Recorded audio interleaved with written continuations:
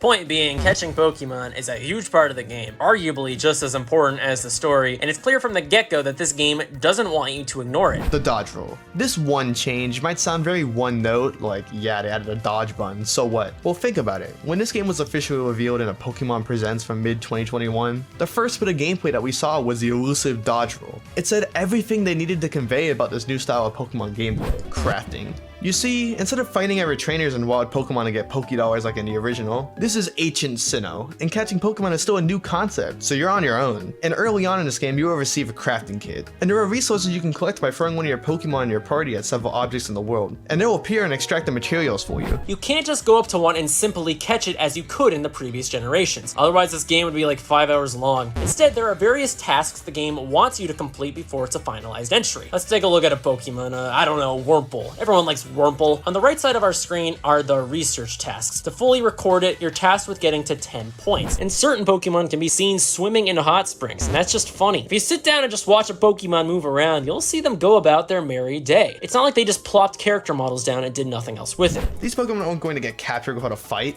You are now expected and required to use something called strategy and effort to catch things. I know, it's an unheard concept in this series. Sneaking becomes a huge aspect of the game, since the tall grass that used to hide Pokemon in previous games will now become your hiding place. Certain Pokemon who spot you will try to attack you, and your ability to capture them will instead be replaced with the thrown Pokeball simply bouncing off of them.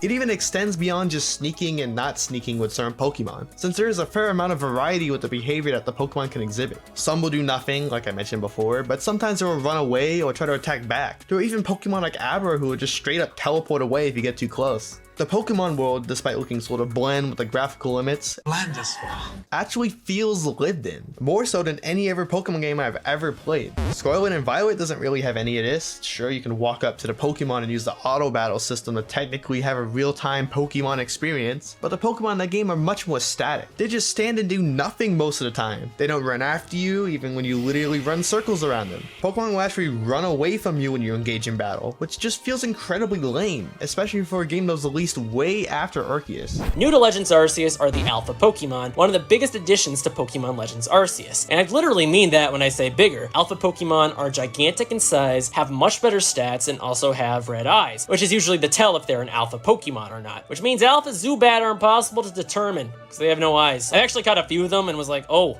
that's an alpha. The alpha system lends itself to sort of what the Xenoblade franchise does. Sometimes you'll be walking around and see a super high level enemy that you're not quite ready to go against yet. It's a classic early game trap to try to battle or catch one. It's like bringing a plastic knife to an atomic war. PLA is at its core kind of the same as the old games when it comes to battling. It feels a lot more alive. For one, you can run around during the battle, which is one of my favorite things they added for immersion. You might get hit by an attack, sure, but wait, how am I alive? The best stride that this takes over Sword and Shield is that the battles start pretty much anywhere now, which is great and something they did transfer to Pokemon Scarlet and Violet, but you can't run around there. Regardless, no more predetermined backgrounds from this point on in the series. Those totally took me out of the experience when I was playing Sword and Shield personally. Like, cool, here's a white background. You guys couldn't design a restaurant? So as I said earlier, there are a lot less Pokemon in this game, but they fine-tuned all of them and gave them specific care and love. They go up to each other and attack too. This is how Pokemon on the Switch should be. And this is the point of contention I have with Scarlet and Violet. It's back to everyone fighting from 10 miles away from each other, which ultimately means the battling in that game is 2 steps above Sword and Shield, but 2 steps behind Arceus. As for the battles themselves, as said, they're mostly the same, but the biggest addition to the game is the Agile and Strong attacks. Agile means your attack will do a bit less damage, but you'll be quicker, meaning you might get another turn in before your opponent. This can be used fairly strategically. For example, you can use an Agile move to inflict a status effect and then get a Strong attack in. As expected, the Strong move does the opposite. You get a much more powerful attack at the cost of losing speed, and typically I use this if I think I'm close to finishing the Pokemon off, because the downside of it is that they might get 2 turns. Early on into the adventure, your rival will tell you that space-time distortions might form over areas as you explore. Yup, totally normal phenomenon. I like how the fabric of the universe tearing apart phases absolutely no one. Am I going crazy here? Yeah, there's just a giant black hole that came out of the sky, man. I'm late to work. When a space-time distortion forms, the game gives you a little warning. From there, you have a few minutes to get to it before it starts, which is actually a good amount of time. I've never felt screwed out of getting to one. Taking it a step further, you could even faint if you take enough damage from wild Pokemon. It's really wild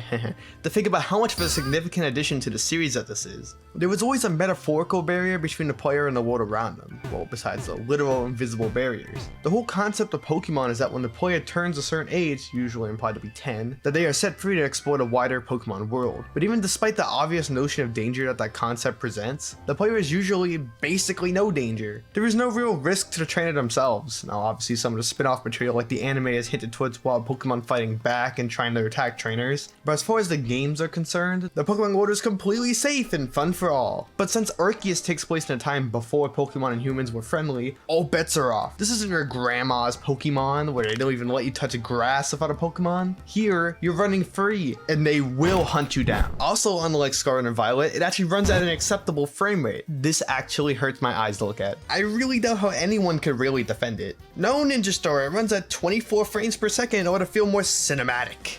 God, Pokemon fans would honestly say that. Gotta do whatever it takes to defend the game that performs like a PlayStation Vita port of itself, I guess. What's best about Pokemon Legends Arceus, and the reason this was my favorite Pokemon game since at least Heart Gold and Soul Silver, are the many quality of life improvements. Like for instance, now instead of your Pokemon evolving automatically, you instead can choose to evolve them from the menu. This was likely implemented because the game wants you to play with more than 6 Pokemon and be evolving them frequently, so having them evolve automatically would really slow down the pace of the game. You still gotta watch this unskippable cutscene with very questionable lighting, but hey, it's up to you now, it's your choice. And overall, you can mass release Pokemon when you're at your pasture and even get rewarded for it with Grit Rocks. There's even a search function. You can't just search a word for some reason, you have to choose letter by letter, and it doesn't even take you to where the Pokemon is, it kind of just grays out the rest of them. So it's kind of annoying, but you know what? It's still a step forward. The text box speed is even automatically set to the fastest option. All kids growing up, that's the first thing we all used to do, but here, while it might be a small thing, it's proof that the developers truly cared about their fan base here. And I will say, Generation 9 is at least taking some of this. The name and move changes are now on the fly as well, so I'll give them credit for that, but as Gen 9 and even Gen 10 comes out, even if they don't make another Legends game, it's important not to forget where Pokemon's latest and greatest strides truly came from. My favorite quality of life change stems from the fact that this is the first Pokemon game I have ever played where getting all the Pokemon is doable in the base game. For one, there's only one version. I felt like the 2-version scheme was outdated in the franchise for the longest time now. It was time for it to go. Brilliant Diamond and Shining Pearl literally were the same build of the same game. Each copy just had like a code that slightly changed things. And Sword and Shield, before the DLC at least, really had no reason to be 2 games. Like, oh, 2 gym leaders are different. Here's another $60, Game Freak. Unironically, there are people who say that. I don't get it. So the fact that this game didn't gatekeep Pokemon behind basically a paywall or having friends was a huge deal to me. And Pokemon that usually needed to be traded to evolve to their final form now have items in game that work as their evolution method. Because I hated as a kid playing Ruby and Sapphire and just going into Victory Road with my Graveler and Machoke because I had no friends who played video games as a kid and